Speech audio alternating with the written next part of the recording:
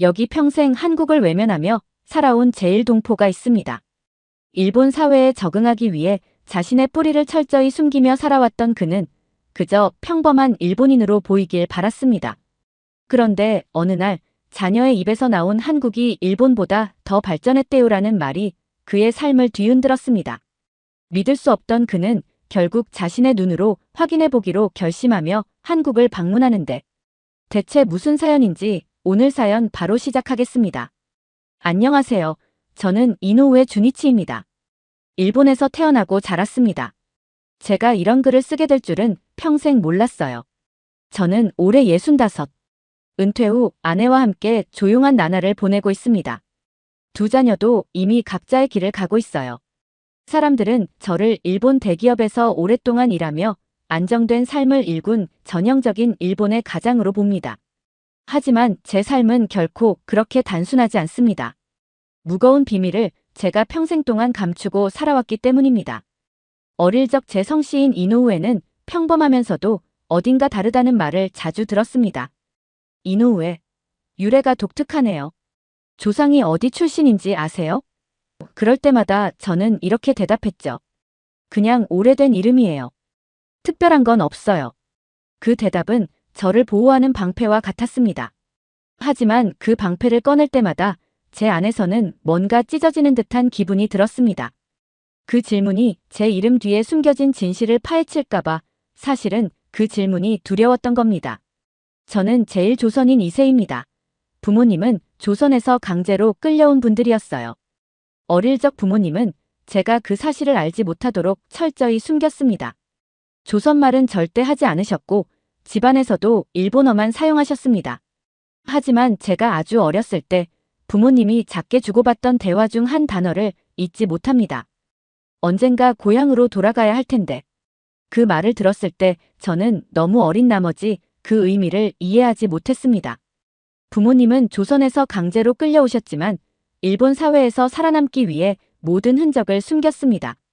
집에서도 조선말은 금기였고 저는 일본식 이름과 태도로 자랐습니다. 차별을 피하기 위해 철저히 일본인으로 살아야 했죠. 그렇게 저는 부모님이 만들어 놓은 방패를 제 것으로 삼았습니다. 일본식 이름, 일본식 태도, 일본식 생활 방식. 저는 완벽히 일본인처럼 살아가기로 했어요.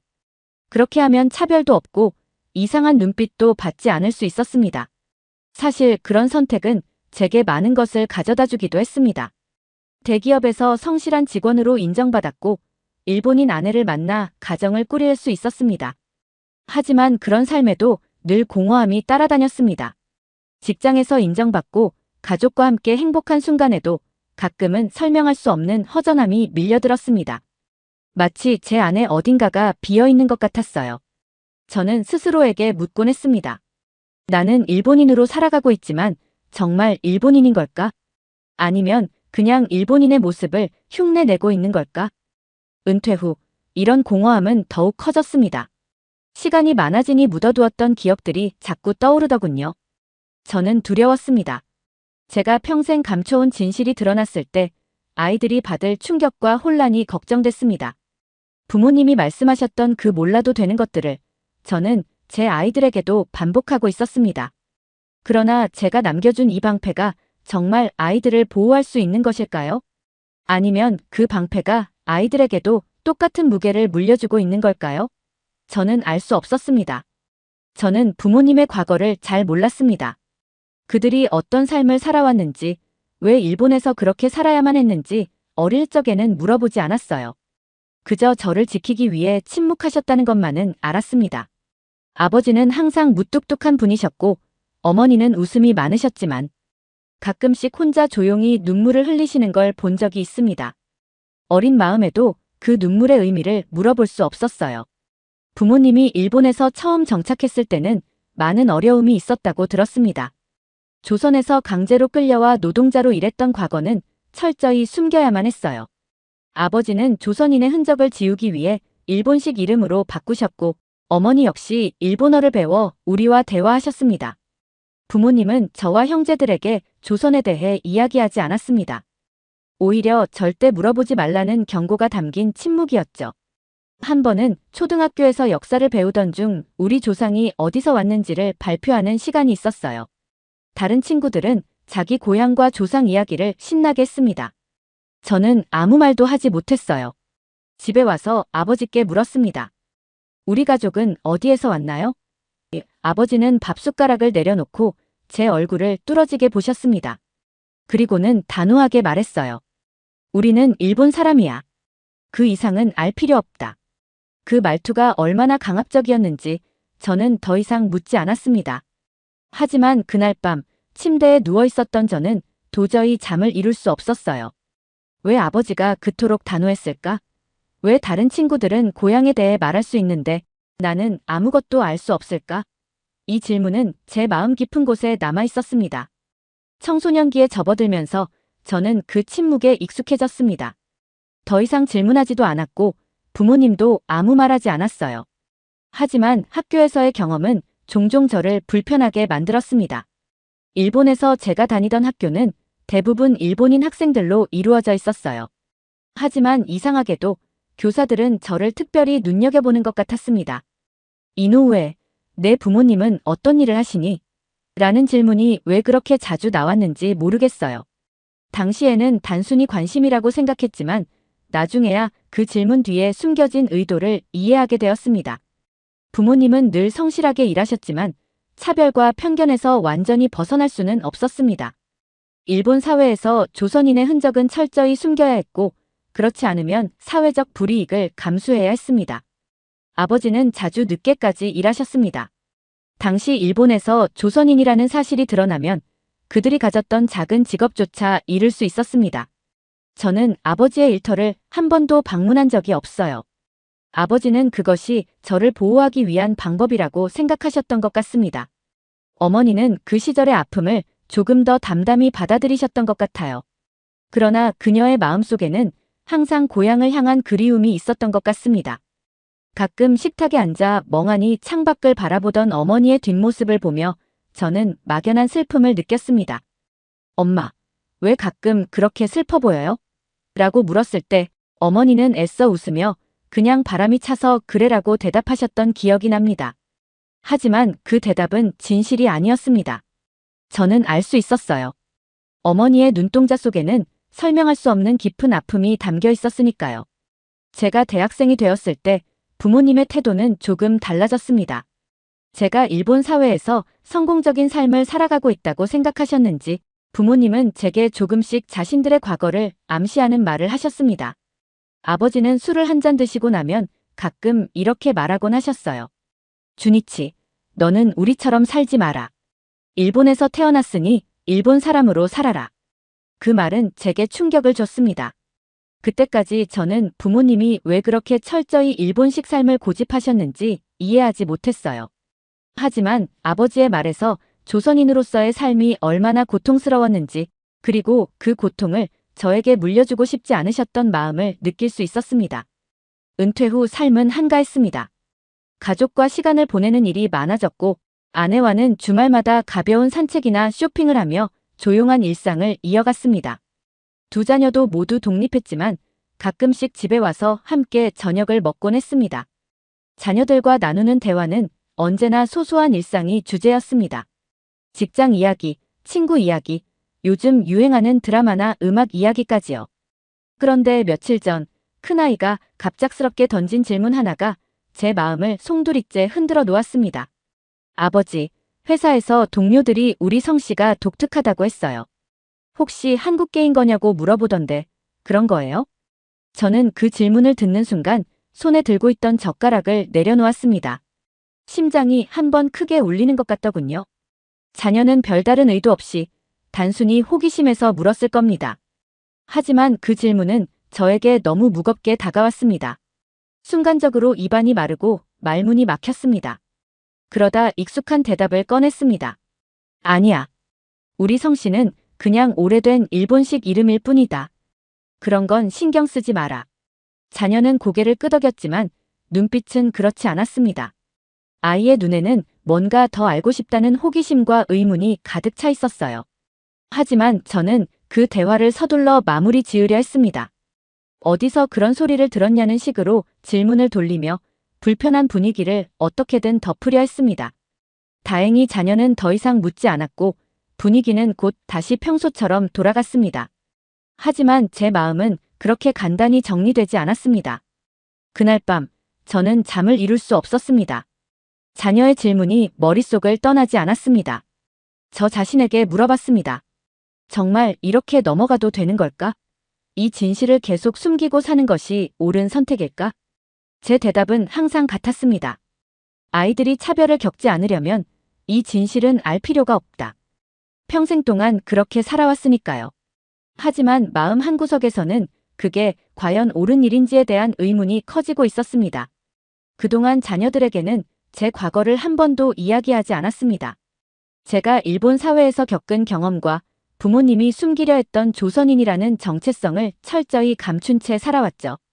저는 자녀들이 차별 없는 환경에서 살아가기를 바랐고 일본 사회에서 성공적으로 자리 잡기를 바랐습니다.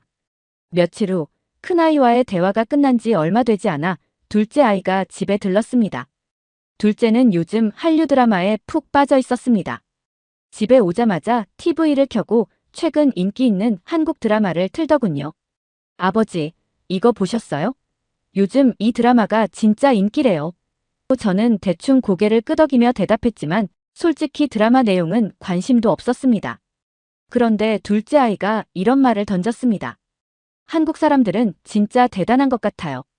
이렇게 드라마도 잘 만들고 음악도 세계적으로 인기잖아요. 아버지는 한국에 대해 어떻게 생각하세요? 그 말에 저는 또다시 심장이 내려앉는 기분이 들었습니다. 아이들은 정말로 아무 의도 없이 이런 말을 했을 겁니다. 하지만 저에게는 너무나 의미심장하게 들렸습니다. 저는 대답 대신 잠시 화면을 응시했습니다. 화면 속 배우들이 한국어로 대사를 치고 있는 장면이 흐르고 있었습니다. 익숙하지 않은 언어였지만 어딘가 익숙한 느낌도 있었습니다. 아마 어머니가 어린 시절 흘렸던 그 몇 마디의 조선어 때문일지도 모르겠어요.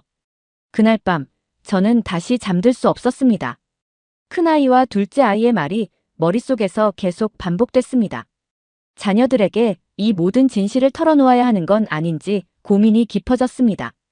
자녀들은 이미 독립해 자신들의 삶을 살아가고 있었지만 그 삶 속에 제게는 보이지 않는 빈 공간이 느껴졌습니다. 저는 제 부모님에게서 침묵을 물려받았고 그 침묵을 자녀들에게도 전해주었습니다. 하지만 그게 과연 좋은 일이었을까요? 그렇게 며칠을 고민하다 저는 아내에게 그날의 이야기를 꺼냈습니다. 큰아이가 우리 성씨가 독특하다고 물었어. 회사 동료가 한국계 아니냐고 했다더군. 아내는 대수롭지 않다는 듯 고개를 저었습니다. 그냥 흥미로 물은 거겠지. 신경 쓰지 마요. 아내의 반응은 당연했습니다. 그녀는 일본인으로 태어나고 자랐으며 제 과거에 대해서는 큰 관심이 없었습니다. 우리가 결혼할 때 저는 제 가족의 뿌리에 대해 이야기하지 않았습니다. 아내에게는 단순히 오래된 일본식 이름을 가진 남편일 뿐이었죠. 그래서 그녀는 제가 그동안 감춰온 무게를 이해하지 못했습니다. 아내의 무심한 태도는 저를 안심시키는 동시에 제 내면의 갈등을 더 깊게 만들었습니다. 그렇지. 신경 쓸 일은 아니지. 저는 아내의 말에 동의하는 척했지만 그 말이 진실이 아님을 알고 있었습니다. 그날 이후 저는 제 과거를 숨기는 것이 과연 옳은 선택인지 고민에 빠졌습니다. 자녀들은 자신들의 뿌리에 대해 알지 못한 채 살아가고 있었고 저는 그들이 그 진실을 모르길 바랐습니다. 하지만 동시에 아이들이 진실을 알고 스스로의 정체성을 받아들일 기회조차 없다는 생각이 들었습니다. 저는 결코 쉽지 않은 선택을 앞두고 있었습니다. 침묵을 계속 유지할 것인가 아니면 제가 평생 숨겨온 이야기를 꺼낼 것인가. 머릿속에는 질문이 끝없이 맴돌고 있었습니다. 저는 결심했습니다. 자녀들에게 진실을 말해야겠다고.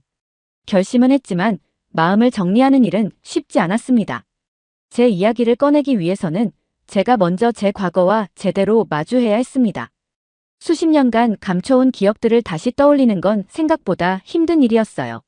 오랫동안 묻어둔 기억은 희미해졌고 그 빈 공간을 대신 채운 것은 막연한 두려움과 후회뿐이었습니다. 며칠을 고민하던 끝에 저는 어머니가 남겨둔 오래된 상자를 꺼냈습니다. 그 상자는 항상 장롱 깊숙한 곳에 있었습니다. 어머니가 돌아가신 후에도 열어보지 못했던 상자였죠. 어머니는 이 상자를 소중히 간직하며 이건 나중에 내가 알아야 할 때 열어봐라라고 하셨던 기억이 떠올랐습니다. 당시에는 무슨 뜻인지 이해하지 못했지만 이제는 그 의미를 알 것 같았습니다. 상자를 열자 그 안에는 낡은 사진 몇 장과 누렇게 변한 서류들이 들어있었습니다. 사진 속 어머니는 젊고 아름다우셨습니다. 그런데 사진 속 풍경은 제가 본 적 없는 곳이었습니다. 일본이 아니었습니다.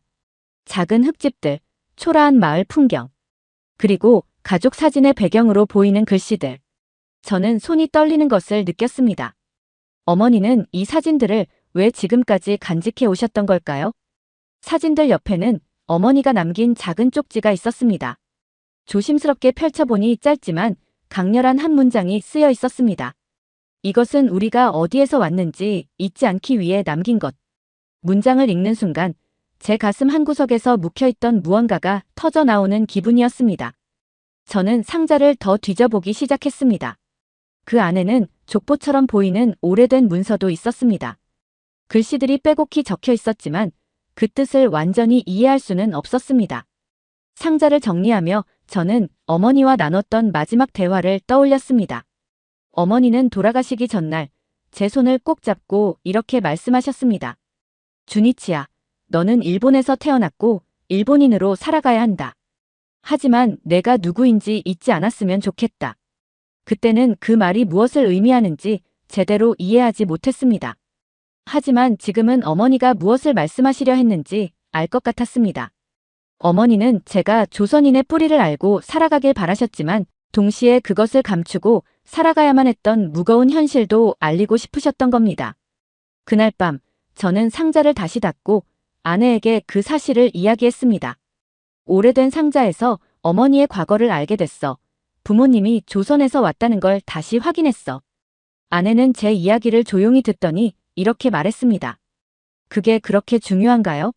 주니치 씨는 일본에서 태어났고 지금은 우리 가족이 있잖아요. 과거는 그냥 과거일 뿐이에요. 아내의 말은 틀리지 않았습니다. 일본에서 태어나고 자란 저는 일본 사회의 일원이었습니다. 하지만 그 말을 들으면서도 마음 한구석이 계속 무거웠습니다. 다음 날 저는 아이들에게 상자에 대한 이야기를 해야겠다고 결심했습니다. 자녀들은 이미 자라 독립했지만 그들이 알고 있는 제 모습은 완벽히 일본인으로 동화된 아버지의 모습뿐이었습니다. 그들에게 저의 뿌리를 알려주지 않는다면 그것은 어머니와 아버지가 간직해온 모든 것을 버리는 것과 다름없다는 생각이 들었습니다. 하지만 두려움이 여전히 저를 옥죄고 있었습니다. 며칠 후 저는 아이들과의 만남을 약속했습니다. 큰아이와 둘째 아이 모두 바쁜 일정을 조율해 집으로 오겠다고 했습니다. 평소라면 그저 반가운 가족 모임이었겠지만 이번에는 달랐습니다. 제 마음속에는 무거운 긴장감이 자리 잡고 있었습니다. 아이들에게 과거를 털어놓기로 결심했지만 그 순간이 다가오니 입술이 바짝 말라오는 것을 느꼈습니다. 아이들이 도착한 날 식탁에는 평소보다 푸짐한 음식을 차렸습니다. 둘째가 오늘 뭐 특별한 날이에요?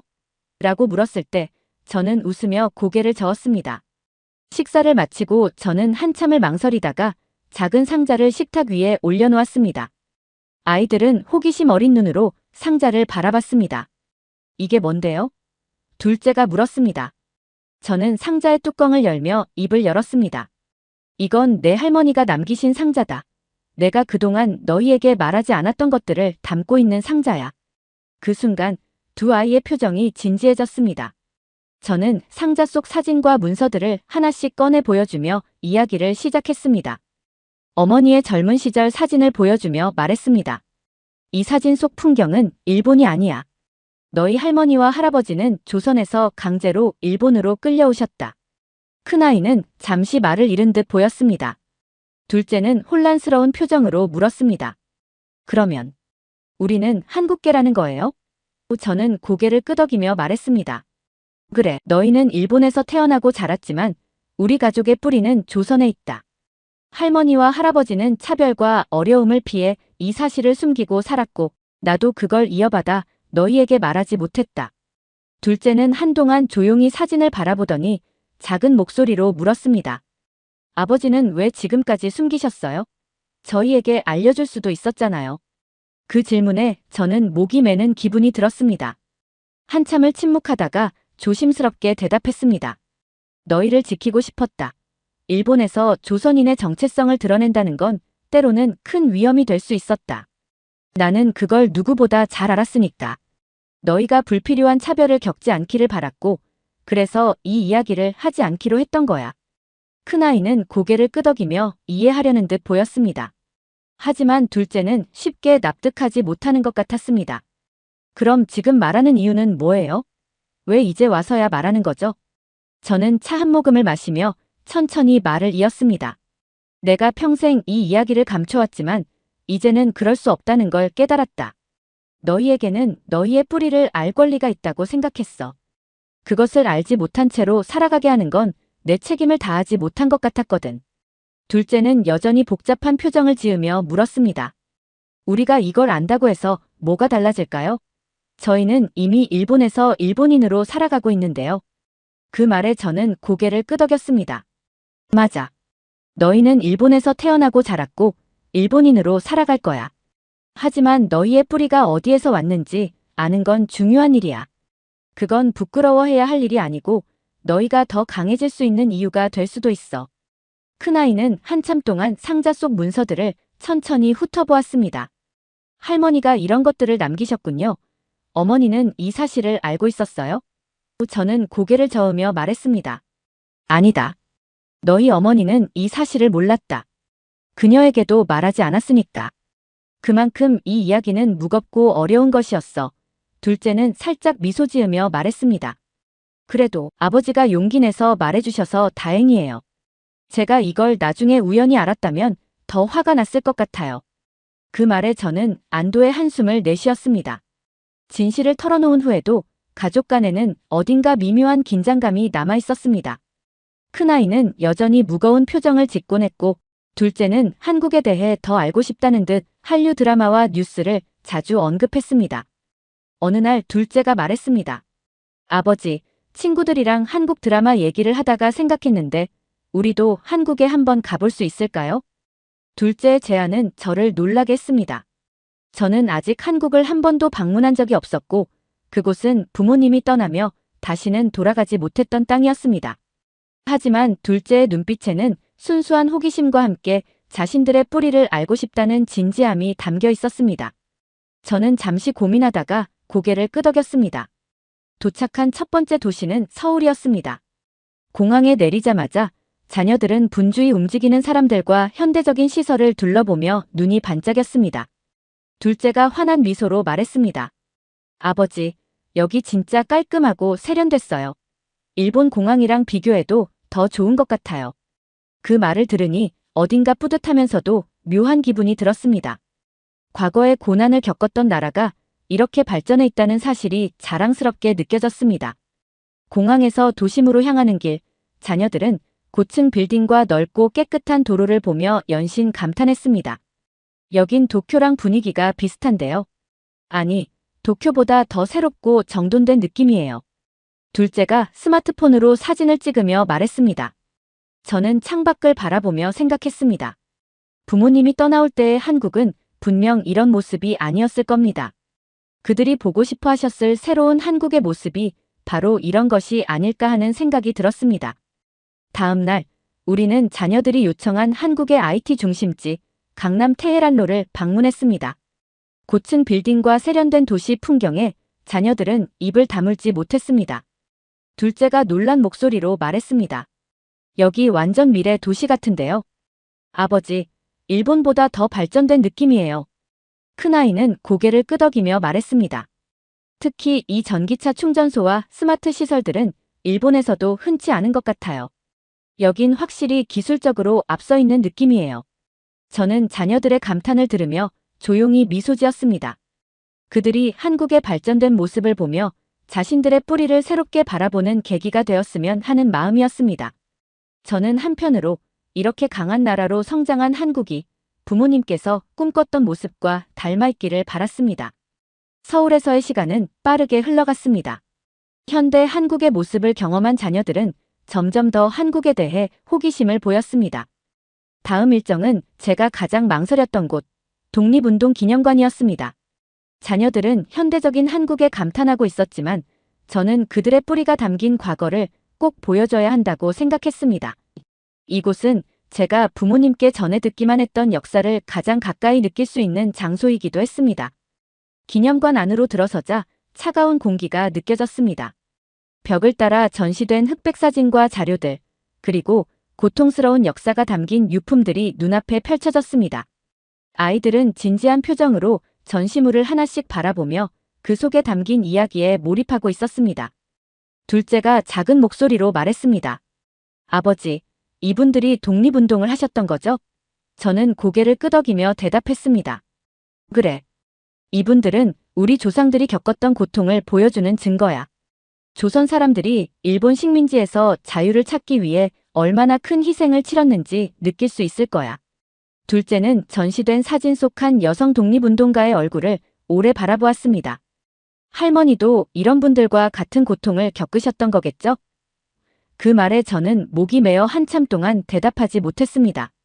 큰아이도 전시물을 천천히 둘러보더니 조용히 입을 열었습니다. 여기 나오는 분들은 정말 대단하시네요.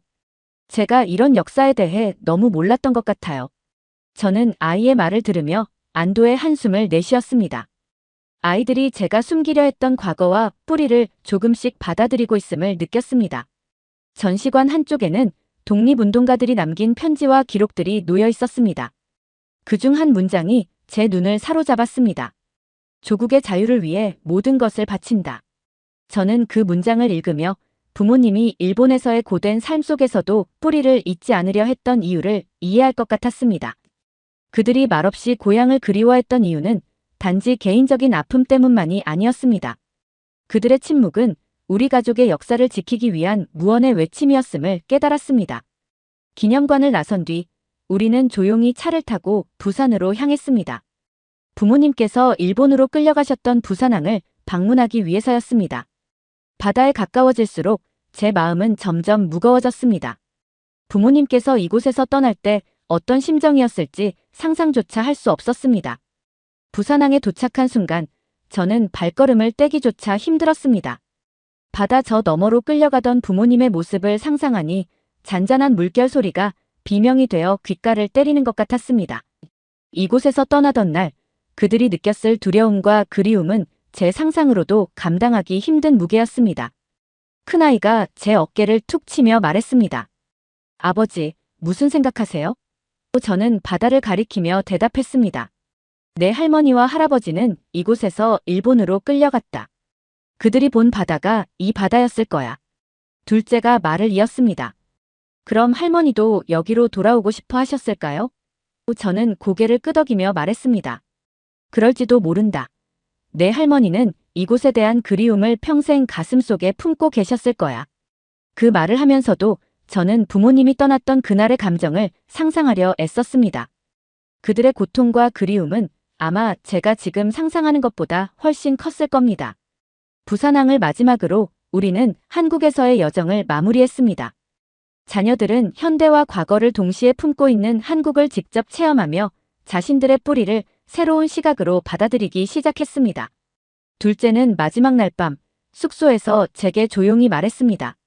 아버지, 한국에 다시 와보고 싶어요. 여기에 대해 더 알고 싶고 더 배워보고 싶어요. 이곳이 우리 가족의 시작이라고 생각하니까요.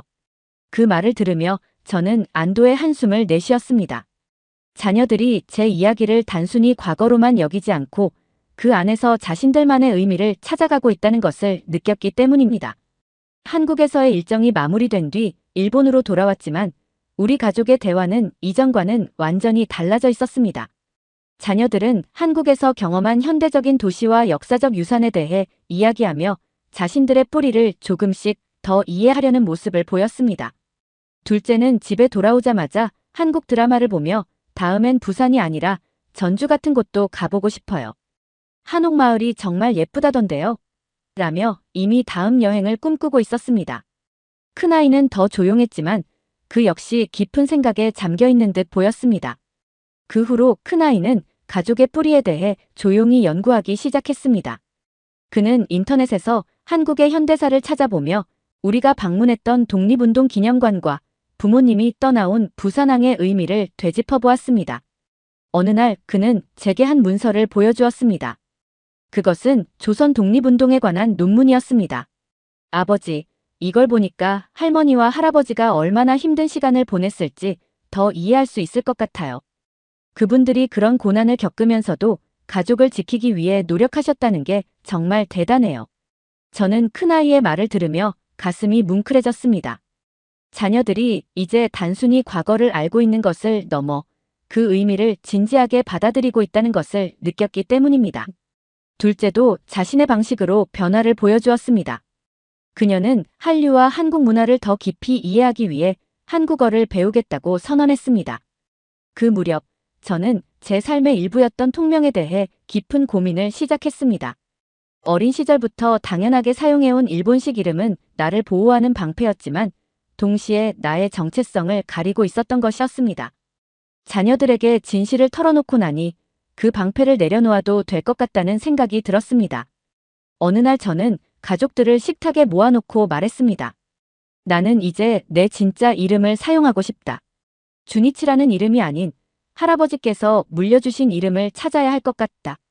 자녀들은 놀랐지만 곧 환한 미소를 지으며 저를 응원해 주었습니다. 큰아이는 말했습니다. 아버지, 그건 정말 멋진 선택이에요.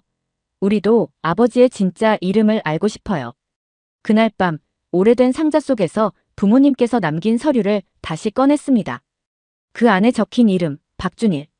그것이 제 본명이었습니다. 그 이름을 바라보며 저는 잠시 눈을 감았습니다. 준일이라는 이름은 제게 낯설지만 동시에 따뜻했습니다. 많이 늦었지만 이제야 저는 제 삶의 진정한 의미를 알게 된 것 같습니다.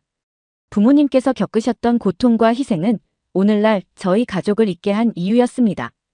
그분들이 남긴 이름, 그분들이 지키고자 했던 자존심은 제가 잊지 말아야 할 유산입니다. 저는 이제 그것을 숨기지 않고 자녀들에게 당당히 전했습니다. 그리고 자녀들은 자신들의 정체성을 부끄러워하기는커녕 이를 통해 두 문화를 연결하는 다리 역할을 하고 있습니다. 큰아이는 한국과 일본의 협력 프로젝트를 통해 새로운 비전을 제시하고 둘째는 한류 콘텐츠를 제작하며 두 나라의 문화를 세계에 알리고 있습니다. 저는 비로소 제 이름 박준희를 당당히 사용하며 제 가족의 이야기를 자랑스럽게 전하고 있습니다.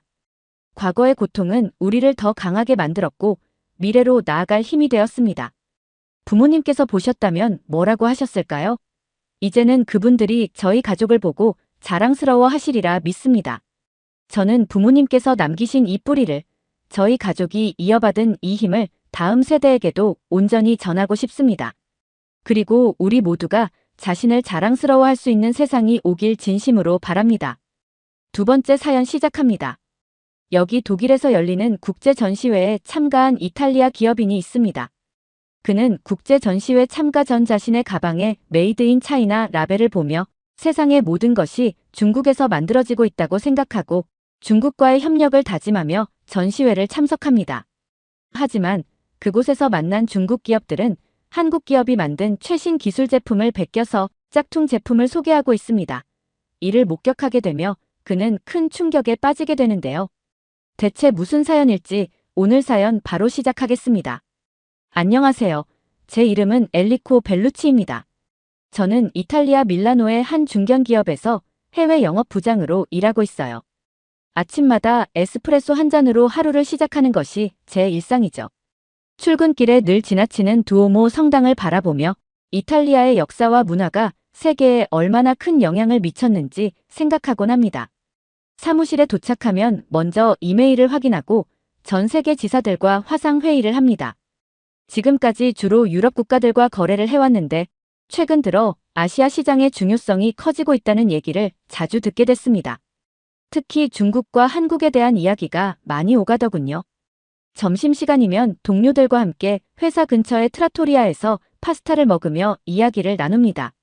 최근 화제는 주로 아시아 시장 진출에 대한 것이었어요. 중국이 대세야. 그 거대한 시장을 놓치면 안 돼. 아니야. 한국의 기술력이 대단하다더라. 우리도 주목해야 해. 이런 대화를 나누다 보면 점심시간이 어떻게 지나가는지 모를 정도죠. 사실 아시아에 대해서는 잘 모르는 편이었어요. 그저 중국이 경제대국이라는 것과 한국의 문화가 세계적으로 인기를 얻고 있다는 정도만 알고 있었죠. 퇴근 후 집에 돌아와 TV를 켜면 가끔 중국의 경제 성장에 대한 뉴스나 K-팝 아이돌들의 공연 영상이 나오곤 했어요. 그때마다 저 나라들이 정말 대단하구나라고 생각하면서도 실제로 그들과 비즈니스를 할 기회가 올 거라고는 생각하지 못했습니다.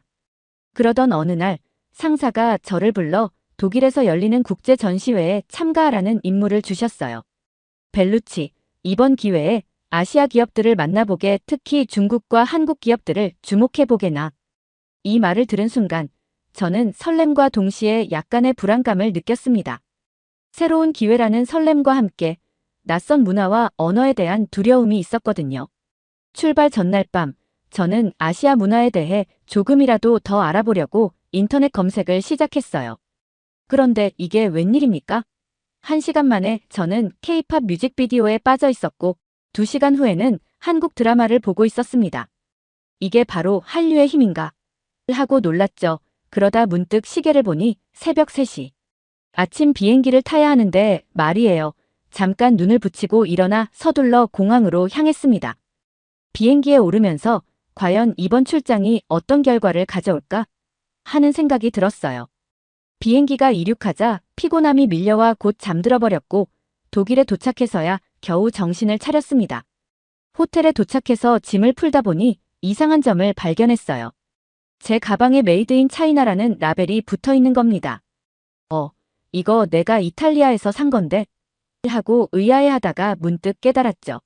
세상의 모든 것이 중국에서 만들어지는 것 같다고요. 그 순간 중국과의 협력이 얼마나 중요할지 다시 한번 실감했습니다. 다음 날 아침, 전시장으로 향하는 지하철에서 우연히 한 아시아인 그룹과 마주쳤어요. 그들은 서로 큰 소리로 이야기하고 있었는데 제가 들어본 적 없는 언어였죠.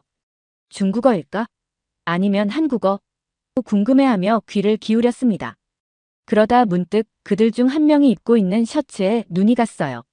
그 셔츠에는 K-팝은 내 인생이라고 쓰여 있었죠. 아, 한국인들이구나. 하고 생각했습니다. 전시장에 도착해서 입구에 들어서는 순간 제 앞에 거대한 중국관이 눈에 들어왔어요. 붉은색과 금색으로 치장된 화려한 부스들, 그리고 그 위에 걸린 세계 최대의 경제대국 중국에 오신 것을 환영합니다라는 문구가 저를 압도했습니다. 그 옆에는 상대적으로 작지만 세련된 디자인의 한국관이 있었죠. 저는 잠시 망설였어요. 어디부터 가볼까? 하고요. 그때 중국관에서 큰 소리가 들렸습니다. 세계 최고의 기술, 최저의 가격. 지금 바로 오세요. 그 소리에 이끌려 저는 중국관으로 발걸음을 옮겼습니다. 중국관에 들어서자마자 저는 이상한 기분이 들었어요. 중국 기업 대표들의 태도가 너무나 고압적이었거든요. 그들은 마치 우리가 그들의 제품을 사야만 한다는 듯이 행동했습니다. 한 중국 영업사원이 저에게 다가와 이렇게 말하더군요. 우리는 세계 최대의 경제대국입니다. 당신도 우리 제품을 사는 게 당연하지 않나요? 저는 그 말을 듣고 너무나 놀랐습니다. 도대체 무슨 자신감으로 저렇게 말하는 거지? 라고 생각했어요. 게다가 그들의 영업 방식은 너무나 강압적이었습니다. 지금 계약하지 않으면 나중에 큰 손해를 볼 겁니다. 라며 거의 협박에 가까운 말을 하더군요. 저는 이런 상황이 너무 불편해서 어떻게 해야 할지 몰랐습니다. 그 순간 제 옆에 있던 다른 유럽 바이어가 갑자기 소리를 질렀어요. 이봐요. 이게 무슨 짓이에요? 그 바이어의 신발 위로 중국 영업사원이 커피를 쏟은 거예요. 그런데 그 영업사원의 반응이 더 놀라웠습니다. 죄송합니다 하지만 이 기회에 우리의 최신 구두 광택제를 써보시는 게 어떨까요? 당신 신발에 아주 좋을 겁니다. 저는 그 순간 어이가 없어서 웃음이 나왔어요. 이게 말이 되나? 싶었죠. 하지만 그 웃음은 오래가지 않았습니다. 다른 중국 영업사원이 제게 다가와 우리 제품에 대해 설명해 드리겠습니다라며 시작한 프레젠테이션이 무려 2시간 동안이나 계속된 거예요. 그동안 저는 화장실도 못 가고 물 한 모금 마시지 못했습니다. 프레젠테이션이 끝나고 나서야 저는 겨우 자리를 피해 화장실로 달려갔어요. 화장실 문을 열자마자 또 다른 충격을 받았습니다. 화장실 칸막이 안에서 중국 영업사원들이 잠을 자고 있었던 거예요. 그들 중 한 명이 눈을 뜨더니 저에게 물었습니다. 혹시 우리 제품에 관심 있으세요? 저는 그 자리에서 도망치듯 나왔습니다. 점심시간이 되어 잠시 숨을 돌리려고 했는데 식당에서도 평화로울 수가 없었어요. 제 옆자리에 앉은 중국 영업사원이 식사 중에도 계속해서 제품 설명을 하는 거예요. 심지어 제 스파게티 위에 자사 제품 샘플을 올려놓고 보세요. 이렇게 튼튼합니다. 라고 말하더군요. 저는 그 순간 식욕을 완전히 잃어버렸습니다. 오후에 다시 중국 부스로 돌아갔을 때 저는 또 다른 황당한 경험을 하게 됐어요. 한 중국 기업이 자사의 신제품을 소개하는데 그게 다름 아닌 스마트 젓가락이었어요. 이 젓가락은 음식의 칼로리를 측정하고 먹는 속도를 조절해줍니다. 그들은 이것이 혁신적인 제품이라며 자랑스럽게 설명했지만 저는 그저 누가 이런 걸 사겠어? 라는 생각밖에 들지 않았습니다. 그날 저녁 호텔로 돌아가는 길에 저는 완전히 지쳐 있었어요. 중국 부스에서의 경험은 제가 상상했던 것과는 너무나 달랐습니다. 그들의 강압적인 태도, 과도한 자신감, 그리고 때로는 황당하기까지 한 제품들, 이 모든 것이 저를 혼란스럽게 만들었죠. 호텔방에 도착해서 침대에 누웠을 때 저는 문득 제 주머니에서 뭔가를 발견했어요. 그건 중국 영업사원 중 한 명이 몰래 넣어둔 명함이었는데 거기에는 이렇게 쓰여 있었습니다. 우리 제품을 계약하지 않으면 평생 후회할 겁니다. 저는 그 명함을 보며 한숨을 쉬었어요. 내일은 한국 부스에 가봐야겠다고 생각하며 잠이 들었습니다. 다음 날 아침, 저는 약간의 두려움과 기대를 안고 전시장으로 향했습니다. 어제의 경험 때문에 아시아 기업들에 대한 인식이 좋지 않아졌거든요. 하지만 한국은 다를 거야라는 작은 희망을 품고 한국 부스로 발걸음을 옮겼습니다. 한국 부스에 도착하자마자 저는 완전히 다른 분위기를 느꼈어요. 중국 부스의 요란하고 과시적인 모습과는 달리 한국 부스는 세련되고 정돈된 느낌이었습니다. 입구에서 한 한국 직원이 밝은 미소로 저를 맞이했어요. 안녕하세요. 벨루치 씨, 저희 부스에 오신 것을 환영합니다. 제 이름을 어떻게 알았는지 놀라워하는 제게 그녀는 어제 중국 부스에서 있었던 일을 들었어요. 많이 힘드셨겠어요. 라고 말했습니다. 저는 그 순간 왠지 모를 따뜻함을 느꼈어요. 한국팀은 차분하게 제품을 소개하기 시작했습니다. 그들은 제품의 기술적 특징뿐만 아니라 그 제품이 어떻게 사용자의 삶을 개선할 수 있는지에 대해 자세히 설명했어요.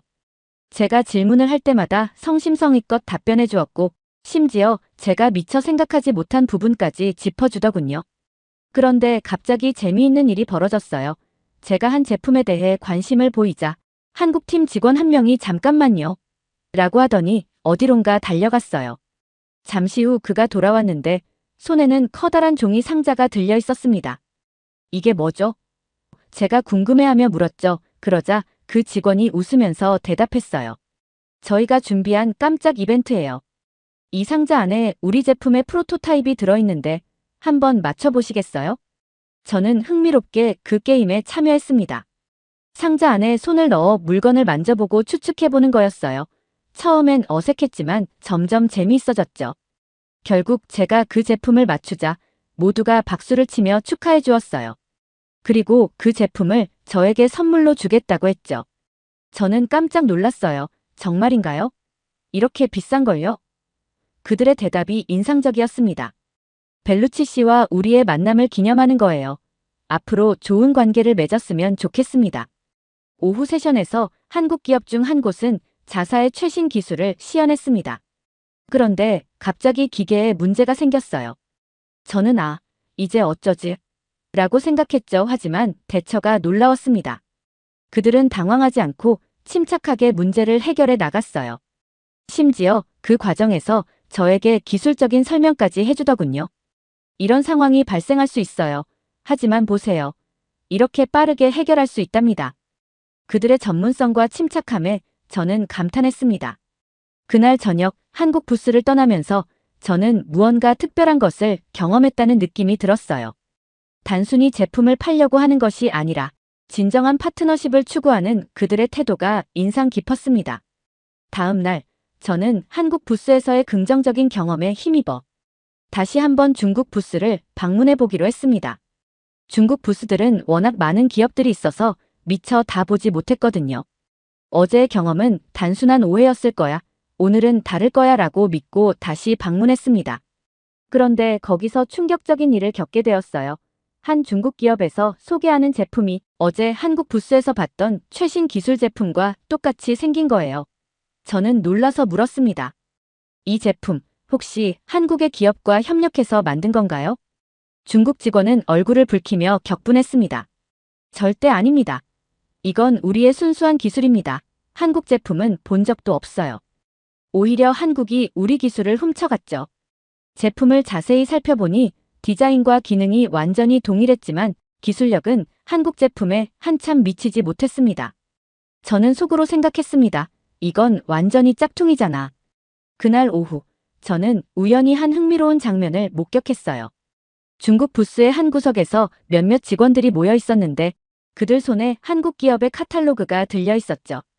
그들은 열심히 그 카탈로그를 살펴보며 무언가를 메모하고 있었어요.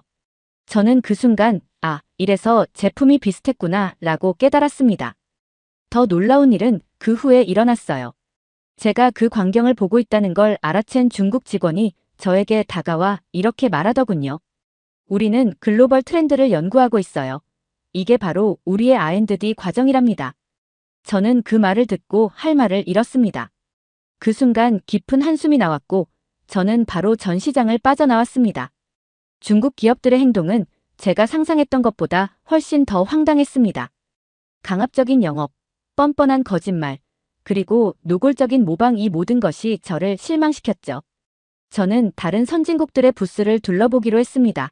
첫 번째로 찾아간 곳은 독일 부스였어요. 그들의 정밀한 공학 기술은 항상 세계 최고로 여겨져 왔으니까요. 독일 부스에 들어서자 최첨단 자동차 엔진이 전시되어 있었습니다. 한 독일 엔지니어가 열정적으로 설명을 이어갔어요. 이 엔진은 연비와 성능 면에서 세계 최고입니다. 저는 감탄하며 고개를 끄덕였죠. 그런데 문득 이틀 전 한국 부스에서 봤던 전기차 모터가 생각났어요. 순간 의문이 들었습니다. 잠깐, 한국의 그 모터가 더 작고 효율적이지 않았나? 호기심에 독일 엔지니어에게 물었습니다. 혹시 한국의 최신 전기차 기술에 대해 들어보셨나요? 그의 대답이 놀라웠어요. 물론입니다. 사실 우리도 그들의 기술을 벤치마킹하고 있죠. 특히 배터리 기술은 우리가 따라가기 힘들 정도예요.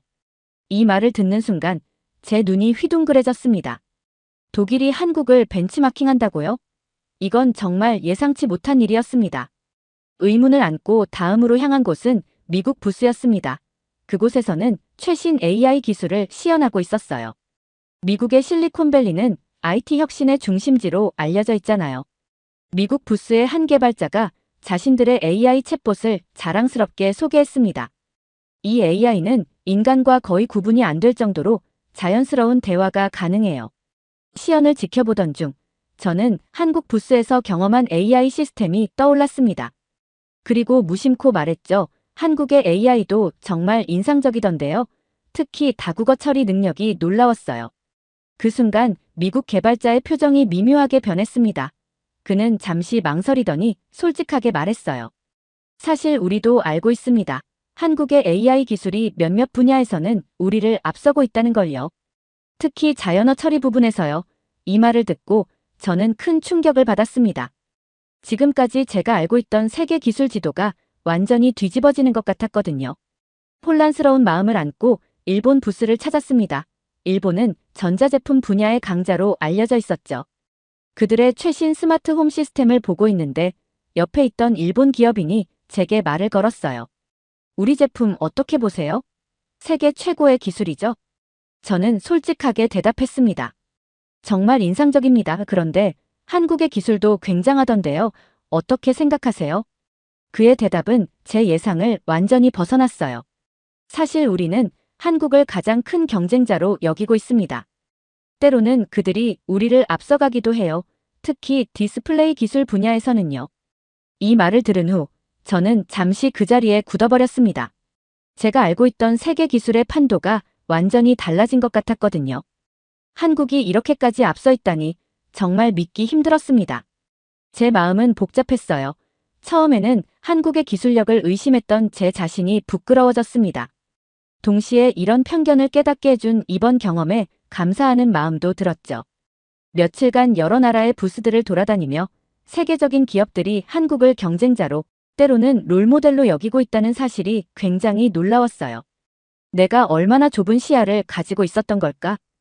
이런 생각과 함께 앞으로는 어떤 나라, 어떤 기업이든 선입견 없이 바라봐야겠다고 다짐했습니다.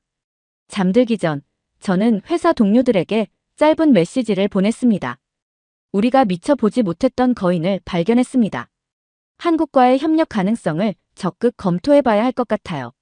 전시회 마지막 날, 저는 아침 일찍 일어나 제 경험을 정리해보기로 했습니다. 창밖으로 보이는 독일의 아침 풍경을 바라보며 지난 며칠간의 여정이 마치 영화의 한 장면처럼 스쳐 지나갔어요. 처음 이 전시회에 왔을 때 제 마음속에는 중국에 대한 기대가 가득했습니다. 세계 최대의 경제대국, 거대한 시장, 이 모든 것이 제게는 매력적으로 보였죠. 하지만 실제 경험은 제 예상과는 너무나 달랐어요. 강압적인 영업 방식, 과도한 자신감, 그리고 때로는 윤리적으로 문제가 있어 보이는 행동들. 이 모든 것이 제게 큰 실망을 안겨주었습니다. 반면 한국 기업들과의 만남은 제게 큰 깨달음을 주었어요. 그들이 보여준 정직함, 열정, 그리고 고객을 향한 진정한 배려는 제 마음을 완전히 사로잡았습니다. 특히 인상 깊었던 것은 그들의 비즈니스 철학이었어요. 단순히 이익만을 추구하는 것이 아니라 더 나은 세상을 만들어가고자 하는 그들의 비전이었습니다. 기억에 남는 것은 한국 기업의 한 엔지니어가 해준 말이에요. 우리는 완벽하지 않습니다. 하지만 우리는 항상 더 나아지기 위해 노력합니다. 그리고 그 과정에서 고객의 목소리에 귀 기울이죠. 이 말에서 저는 그들의 겸손함과 동시에 끊임없는 발전을 추구하는 자세를 볼 수 있었습니다. 제 마음속에는 확신이 생겼어요. 앞으로 우리 회사의 주요 파트너로 한국 기업들을 적극적으로 고려해야겠다는 것이죠. 그들과 함께라면 단순한 비즈니스 관계를 넘어 함께 성장하고 더 나은 가치를 만들어낼 수 있을 것 같았습니다. 물론 중국 시장의 중요성을 완전히 무시할 수는 없겠죠. 하지만 이번 경험을 통해 저는 깨달았습니다. 진정한 파트너십은 단순히 시장의 크기나 경제적 힘에 의해 결정되는 것이 아니라는 것을요. 신뢰, 존중, 그리고 공동의 가치관. 이것이야말로 진정한 비즈니스 관계의 기본이라는 것을 말이에요. 호텔방을 정리하면서 저는 한국 기업들에게서 받은 명함들을 다시 한번 살펴보았습니다. 그들의 미소 띤 얼굴이 떠올랐고 함께 나눴던 대화들이 기억났죠. 그리고 결심했습니다. 밀라노로 돌아가면 즉시 우리 회사의 경영진들을 설득해 한국 기업들과의 협력을 제안하기로 말이에요. 돌아오자마자 저는 즉시 회사 경영진들과 미팅을 가졌습니다. 한국 기업들과의 경험을 상세히 설명하고 그들과의 협력이 우리 회사에 어떤 이점을 가져다 줄 수 있는지 열정적으로 이야기했어요. 처음에 경영진들은 의아해했습니다. 중국이 아니라 한국이라고. 시장 규모가 더 작지 않나? 하지만 제가 경험한 한국 기업들의 정직함, 혁신성, 그리고 고객 중심 철학에 대해 설명하자 그들도 점차 관심을 보이기 시작했어요. 결국 우리 회사는 한국의 여러 기업들과 협력 관계를 맺기 시작했습니다. 그 결과는 놀라웠어요. 우리의 제품 품질은 눈에 띄게 향상되었고 고객 만족도도 크게 올랐습니다. 한국 파트너들과 함께 개발한 신제품은 시장에서 큰 호응을 얻었고 우리 회사의 이미지도 혁신적이고 신뢰할 수 있는 기업으로 변모해갔죠. 하지만 이것은 단순한 비즈니스 성공 이상의 의미가 있었습니다. 저는 한국 파트너들을 통해 새로운 비즈니스 철학을 배웠어요. 그들이 보여준 정직함, 끊임없는 혁신에 대한 열정, 그리고 사회적 책임에 대한 인식은 저에게 큰 영감을 주었습니다.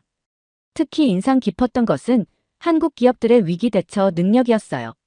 어느 날 갑자기 전 세계적으로 원자재 공급에 문제가 생겼을 때 우리는 큰 위기에 직면했습니다. 하지만 한국 파트너들은 놀라운 대응력을 보여주었어요. 그들은 재빨리 대체 공급망을 구축하고 혁신적인 대체 재료를 개발해냈습니다.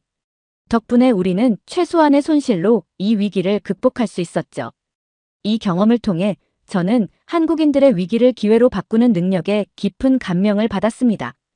한국과의 협력은 우리 회사 문화에도 큰 변화를 가져왔어요. 우리는 한국 기업들의 빨리빨리 문화를 배워 업무 효율성을 크게 높였고, 동시에 그들의 팀워크 정신을 도입해 직원들 간의 협력도 강화했습니다. 매주 금요일 저녁에는 치맥 문화를 도입해 직원들의 화합을 도모하기도 했죠. 이런 변화들로 인해 우리 회사의 조직 문화는 더욱 역동적이고 창의적으로 변모해 갔습니다. 개인적으로도 저는 한국어를 배우기 시작했고, 주말에는 한국 드라마를 즐겨보게 되었습니다. 심지어 제 아이들도 K-팝에 푹 빠져 한국 아이돌 댄스를 따라추기 시작했죠. 우리 가족의 저녁 식탁에 김치가 올라오는 일도 흔해졌습니다. 한 달 전, 저는 국제 컨퍼런스에 연사로 초청받았어요. 주제는 글로벌 비즈니스에서의 문화적 이해의 중요성이었습니다. 제가 경험한 한국 기업들과의 협력 사례를 소개하면서 저는 이렇게 말했습니다. 한국은 단순히 경제 강국이 아닙니다. 그들은 전 세계에 새로운 비즈니스 패러다임을 제시하고 있습니다. 정직과 혁신, 그리고 인간 중심의 철학, 이것이 바로 한국이 세계에 선사하는 선물입니다. 이 발표는 큰 반향을 일으켰고, 많은 글로벌 기업들이 한국과의 협력에 관심을 보이기 시작했습니다. 최근에는 우리 회사가 서울에 지사를 설립하기로 결정했습니다. 이 프로젝트의 책임자로 제가 지명되었죠. 이제 저는 한국에서 새로운 삶을 시작할 준비를 하고 있습니다. 물론 새로운 환경에 적응하는 것이 쉽지만은 않겠지만, 저는 이 도전을 기쁘게 받아들이고 있어요. 한국에서 더 많은 것을 배우고 더 깊이 한국 문화를 이해하고 싶습니다. 이 모든 변화를 되돌아보면 그 독일 전시회에서의 경험이 얼마나 중요했는지 새삼 깨닫게 됩니다. 만약 그때 한국 기업들을 만나지 않았다면 제 인생은 어떻게 달라졌을까요? 아마도 여전히 좁은 시각으로 비즈니스를 바라보고 있었을지도 모릅니다. 한국과의 만남은 제게 새로운 세계를 열어주었습니다. 비즈니스의 의미를 재정의하게 해주었고, 문화의 힘을 깨닫게 해주었죠. 한국, 그리고 한국인들과 함께 만들어갈 새로운 이야기를 생각하면 벌써부터 가슴이 뛰는군요. 이것이 바로 제가 한국에 보내는 가장 큰 찬사입니다. 한국은 제 인생을 바꿔놓았고, 이제 저는 한국과 함께 세상을 바꿔나가고 싶습니다. 오늘 사연이 재미있으셨다면 구독과 좋아요, 알림 설정까지 부탁드립니다. 더 재미있는 사연으로 돌아오겠습니다. 이상 감동탐험이었습니다.